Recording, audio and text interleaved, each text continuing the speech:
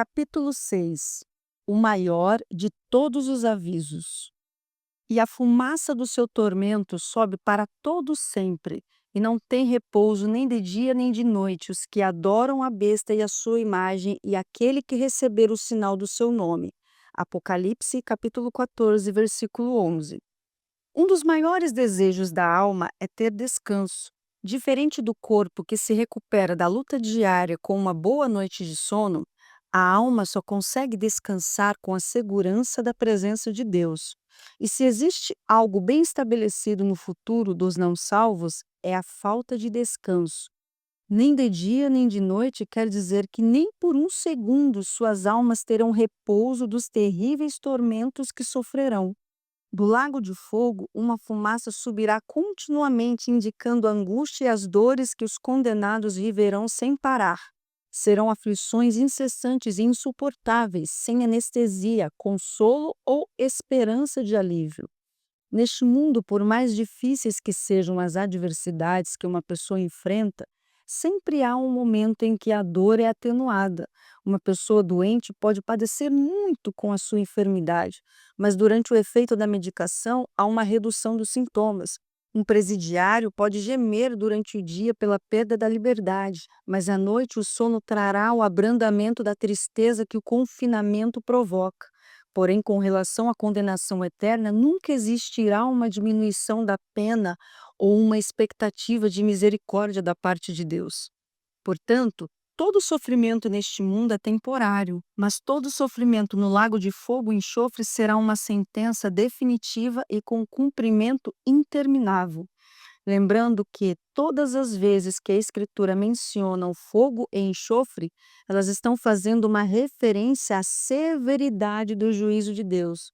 No contexto terreno, já sabemos o quanto esses dois elementos podem causar dano ao ser humano. Agora, imagine isso num contexto espiritual, como forma de julgamento eterno. A destruição de Sodoma e Gomorra com fogo e enxofre é um exemplo disso. Na descrição deste fato, Abraão vê toda a campina sendo queimada e uma densa fumaça subindo como se ali fosse uma grande fornalha. Gênesis capítulo 19, versículo 24 ao 28. Esse acontecimento simboliza o que ocorrerá na eternidade entre os salvos e os não salvos. Não é que Deus faça acepção de pessoas ao lidar com os seres humanos. A prova de que ele trata todos com justiça é que o Senhor Jesus morreu para dar oportunidade de salvação ao mundo inteiro. Mas cada um decide em qual grupo estará. Desde a criação, vemos a separação entre a luz e as trevas, entre o dia e a noite, entre as águas e as porções da terra seca. Não haveria também distinção entre os rebeldes e os obedientes à palavra de Deus, entre os salvos e os não salvos, entre os filhos de Deus e os filhos do diabo? O ser humano tem liberdade de rejeitar a palavra de Deus. Ele pode ser como uma terra má que, mesmo recebendo uma chuva generosa, produz espinhos e abrolhos. Hebreus, capítulo 6, versículos 7 e 8. Mas jamais poderá reclamar do seu fim ou mesmo dizer que Deus foi injusto. Tenho visto muita gente colocar a salvação em último plano. São pessoas que usam a fé e se esforçam para atingir todos os seus objetivos na vida. E só depois pensam no destino da sua alma. Dada a importância da alma, não deveriam buscar a salvação em primeiro lugar? Há muitas pessoas dentro das igrejas que são como o jovem rico, abastadas de bênçãos, mas perdidas porque não estão salvas. Para elas, a única coisa que falta se tornou o tudo que as impede de terem o seu nome escrito no livro da vida. Não me iludo com igrejas cheias, nem com muitos obreiros e pastores, pois sei que bem poucos mesmos são os que levam a sua comunhão com Deus a sério. Grande parte dos conhecedores do Evangelho acha que ser fiel a Deus de vez em quando já é suficiente para que ele fique satisfeito. Levam uma vida morna e religiosa e acham que no último instante terão chance de se arrependerem e serem salvos. Já ouvi pessoas assim dizerem que terão forças para não negar o Senhor Jesus se tiverem de morrer por ele. Difícil isso ser verdade. Se elas não são fiéis em vida, como permanecerão firmes na fé na hora do perigo e da morte? É difícil ter a morte de um justo se a pessoa conscientemente opta por viver na injustiça. A terrível declaração de que o fogo e o enxofre torturarão almas perpetuamente não é uma ameaça ou um exagero da parte de Deus, mas uma realidade para todos os que vivem fascinados com este mundo, com seus encantos e com suas ilusões. A condenação eterna é uma realidade para aqueles que preferem viver no pecado a viver na santidade da presença de Deus. Amam mais o erro do que a retidão, mais a mentira do que a verdade, mais as trevas do que a luz. E a condenação é esta: que a luz veio ao mundo, e os homens amaram mais as trevas do que a luz, porque as suas obras eram más. João capítulo 3, versículo 19. Acabe com a dor da sua alma. O suicídio tem sido uma epidemia silenciosa no mundo há bastante tempo. Desistir da vida não tem sido algo visto apenas em pessoas que não creem em Deus ou na sua palavra, mas um fato presente inclusive no meio evangélico. De vez em quando somos surpreendidos até por pregadores que tiram a própria vida. Discussões superficiais têm acontecido em torno do assunto e alguns chegam a atribuir o autoextermínio de pastores aos desafios ministeriais. Mais uma injustiça que as pessoas cometem contra Deus, pois o ministério nos foi dado como um presente e não como um fardo que nos leva até a perder o desejo de viver. Cuidar das ovelhas do rebanho de Deus é um privilégio, não a razão dos males e até adoecimento dos seus servos. Em dezembro de 2021, foi aprovado na Suíça o uso de um equipamento chamado Cápsula da Morte. É uma máquina que possibilita a prática da eutanásia, um conceito de suicídio assistido que já é comum no país. Embora o tema da eutanásia seja polêmico, muitas nações como Canadá, Bélgica, Luxemburgo e Suécia discutem a possibilidade de também regularizarem técnicas que possibilitem o direito de morrer de uma forma mais confortável. Tamanha proliferação da desesperança e da infelicidade nos nossos dias. Veja que a sociedade, de um modo geral, não tem conseguido lidar com essa calamidade generalizada em países ricos e pobres, entre intelectuais e inculto, homens e mulheres e até crianças. Então, viabilizam meios para amenizar os danos causados pela depressão, pelo isolamento, pelos vícios, pelo uso de medicações com sérios efeitos colaterais e pelas tentativas de autoextermínio. Segundo estudos, para cada caso de suicídio, há dezenas de tentativas em andamento. Os números são alarmantes, embora nem todos os casos sejam divulgados. A constatação é que as pessoas que falham na primeira tentativa de suicídio tentam outras vezes, caso não encontrem um novo sentido para a vida. Em quase todas as cidades do mundo, os pontos de suicídio são conhecidos: pontes, viadutos, cobertura dos prédios altos, penhascos e abismos. O suicídio já se tornou algo tão banalizado que é comum as pessoas filmarem corpos dilacerados e depois postarem os vídeos na internet. Em Vitória, capital do estado do Espírito Santo, quando alguém manifesta o desejo de se jogar na terceira ponte, tem gente que para o carro e fica gritando para que a pessoa se mate logo, só para evitar o fechamento da ponte, o engarrafamento e o incômodo. O mesmo acontece em estações de metrô, onde habitualmente são vistos corpos despedaçados nos trilhos. Por isso, dedico parte deste capítulo para falar sobre suicídio, pois todas essas mortes poderiam ter sido evitadas se tão somente as pessoas tivessem se atentado para tratar dos problemas da alma. Somos sensíveis à dor de todas as pessoas que sofrem, temos profunda compaixão por suas almas, mas de nada adianta se lamentar ou sentir comiseração por elas. É preciso atacar a doença da alma, pois enquanto ela estiver enferma, a pessoa se sentirá infeliz, fracassada, amargurada e fraca. Num determinado momento da sua vida, o rei Davi passou por lutas brutais. Havia pecado contra Deus ao cometer adultério e planejar a morte do seu fiel soldado e marido da mulher com quem havia se deitado. Por conta disso, a sua alma mergulhou num terrível sofrimento. Se não bastasse a dor de ter desagradado a Deus, Davi ainda sofreu a perda de um filho, a traição de um outro filho, a deslealdade do seu principal conselheiro e a ameaça de perder o trono de Israel. Tanto seu corpo quanto a sua alma ficaram profundamente abatidos, mas o salmista reuniu todas as suas forças para clamar ao Altíssimo, dizendo: Senhor, tem piedade de mim, sara minha alma, porque pequei contra ti. Salmos, capítulo 41, versículo 4. Davi cria que Deus permanecia por perto, mesmo quando todos se afastaram. Deus permanece fiel mesmo quando nós falhamos. Deus continua sendo Deus, pronto para nos socorrer nos momentos de aflição em que não há força alguma em nós. O salmista cria que o Deus Todo-Poderoso o ouvia e por isso orou. A sua saúde física e espiritual foi restaurada, pois buscar ao Senhor faz por nós aquilo que nada e nem ninguém pode fazer. Remédios podem tratar o corpo, mas só Deus pode tratar e curar a alma. O entretenimento põe um sorriso nos lábios, mas só Deus traz a alegria permanente para a alma.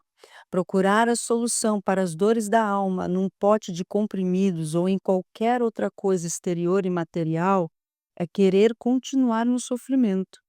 Para que você obtenha uma resposta assim como Davi, não é necessário ter uma fé extraordinária. Você só precisa colocar em ação essa pequena fagulha que há no seu interior. Não é encorajador saber que alguém é capaz de sarar a sua dor e que ele está à distância de uma simples oração? Por isso vos digo que todas as coisas que pedirdes orando, crede receber e tê-las-ei. Marcos capítulo 11, versículo 24. Parece um direito do homem pôr fim à sua própria vida, mas não é. O Altíssimo é o autor da vida e só ele tem o legítimo direito de tirá-la. O suicídio não põe fim ao sofrimento da alma. Pelo contrário, ele a coloca num estágio de dor infinitamente maior e por isso ele nunca é a saída para o sofrimento. A dor, a angústia e a tristeza não terminam com a morte do corpo, pois, como já dissemos, a alma continuará a existir depois que a vida neste mundo acabar. As chances de acabar com o sofrimento da alma acontecem agora, em vida. Há um Deus cheio de misericórdia e bondade. Há um trono cheio de graça e favor à sua espera neste momento.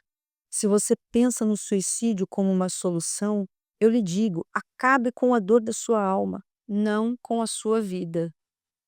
O resgate da nossa alma. Quando uma pessoa deposita a fé no Senhor Jesus, ela coloca sua vida, a sua esperança, o seu futuro e os seus problemas, as suas aflições e todas as suas angústias nas mãos dele. Mas quando não há essa prática de fé, a pessoa vive com uma visão míope, enxergando apenas o que está refletido no espelho, mais nada. Ela não consegue enxergar o que carrega dentro de si. Só valoriza o exterior e o que sente, que é a dor do vazio. O vazio existencial tem sido uma marca tão latente em nossos dias que temos visto uma multidão em toda parte do planeta a retalhar o próprio corpo. A dor é tão insuportável que as pessoas chegam a se mutilar para se esquecerem um pouco do sofrimento agonizante que sentem na alma. É óbvio que só padece assim quem ainda não se rendeu ao Senhor Jesus e à sua palavra. Quantas pessoas deprimidas conhecemos que não têm um minuto sequer de paz no seu interior? Buscam diversão nas baladas, nos múltiplos relacionamentos e nas redes sociais, mas, no fim, vem o esgotamento, a tristeza e a mesma dor do peito que as consome. Talvez você conheça alguém, ou até mesmo seja essa pessoa que se sente completamente perdida. Talvez até pense que ninguém no seu mundo compreende o que se passa dentro de você. Mas sabia que o Senhor Jesus sentiu infinitamente mais do que você está sentindo? Sabia que o Filho de Deus sofreu na alma o mais alto nível de dor, aflição e angústia? Para que ele pudesse ser o nosso Salvador, ele teve de pagar um preço alto, renunciar a si mesmo, deixar a sua glória eterna e se submeter a um corpo físico e a uma alma que podiam ser feridos. Foi por isso que, quando estava lá no jardim do Getsêmani, antes de ser preso, julgado, condenado e crucificado, ele disse: A minha alma está cheia de tristeza até a morte. Mateus 26, versículo 38. O Senhor Jesus sabe perfeitamente o que você tem passado, pois foi para isso que ele veio, para se colocar no seu lugar e para se oferecer em sacrifício vivo, fazendo expiação pela sua alma. Ele veio para comprar, lavar, purificar e redimir a sua alma, para que então você tenha a vida eterna e seja feliz. Foi isso que o Senhor Jesus fez comigo e é isso que ele quer fazer com você. Por que ele não fez ainda? Porque você ainda não se rendeu a ele. Aí está o problema. O Senhor Jesus pagou o preço pela sua alma, mas você insiste em não se entregar a ele. Saiba que somos duplamente de Deus, pois além de termos sido criados por ele, e termos o seu fôlego de vida em nós, somos comprados com o sangue do seu Filho. Portanto, não pertencemos a nós mesmos, como afirmou o apóstolo Paulo aos Coríntios. 1 Coríntios, capítulo 6, versículo 19 e 20. Em outra ocasião, ele disse aos romanos: porque nenhum de nós vive para si, e nenhum morre para si. Porque se vivemos, para o Senhor vivemos. Se morremos, para o Senhor morremos. De sorte que ou vivamos ou morramos, somos do Senhor. Romanos capítulo 14, versículos 7 e 8. Em vista disso, estejamos cientes de que a nossa vida foi adquirida e bem paga. Logo, o Altíssimo é o legítimo dono, enquanto Satanás é um mero impostor. Como tudo tem um custo, o Senhor Jesus pagou um alto preço pela nossa alma. Ainda bem que ele teve disposição para sofrer tanto assim. Agora, a nossa resposta a essa tão grande prova de amor é a nossa entrega a Deus por inteiro. Não basta querer, é preciso sacrificar, dar a alma para Ele.